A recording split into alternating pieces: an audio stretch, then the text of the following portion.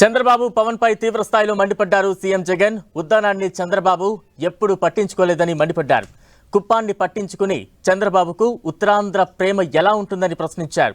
Pawan Kalyan package star, marriage star అంటూ విరుచుకుపడిన జగన్ తెలంగాణలో జనసేనను బర్రె లెక్కకు వచ్చిన ఓట్లు కూడా రాలేదంటూ సెటైర్లు వేశారు. ఇక్కడే 200 పడకల kidney research super speciality hospital తీసుకొస్తామని చెప్పడం జరిగింది.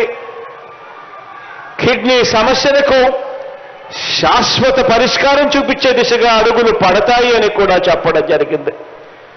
దేవుడి దయతో ఈ 2 కార్యక్రమాలను కూడా ఈరోజు పూర్తి చేసి మీ బిడ్డ మీ కళ్ళ ఎదురు నిలబడి ఉన్నాడు అని చెప్పడానికి గర్వపడతా ఉన్నా.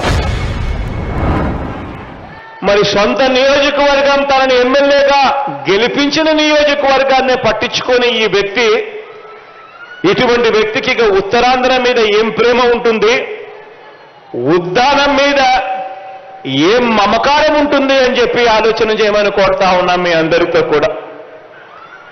ఇలా ఏ ఒక్కరి మీద కూడా మానవత్వం కానీ మమకారం కానీ చూపించని ఈ చంద్రబాబు 45 సంవత్సరాలు తన రాజకీయ జీవితం తర్వాత కూడా 3 సార్లు తాను ముఖ్యమంత్రిగా పరిపాలన చేసిన తర్వాత కూడా తన వల్ల ఈ మంచి జరిగింది ప్రజలకు అని చెప్పి చెప్పుకునేదానికి కనీసం ఒక్క మంచి పని లేదు.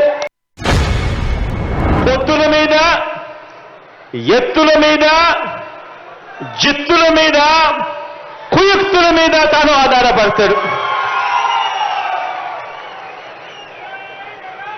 ఈ పెద్ద మనిషి మరో వ్యక్తి మీద కూడా ఆధారపడతాడు.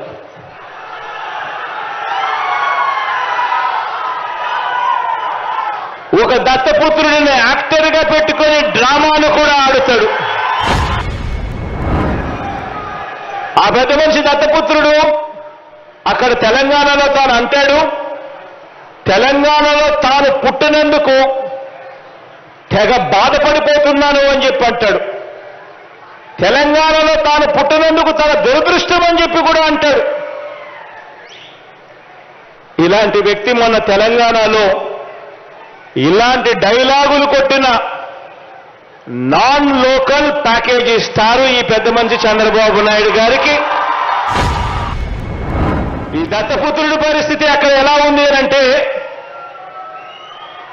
ఆ తెలంగాణలో పోటీ పెట్టి ఇన్ని డైలాగులు ఆంధ్ర రాష్ట్రానికి వ్యతిరేకంగా కొట్టిన ఇన్ని డైలాగులకు ఆయనకు పడిన ఓట్లెన్నో తెలుసా?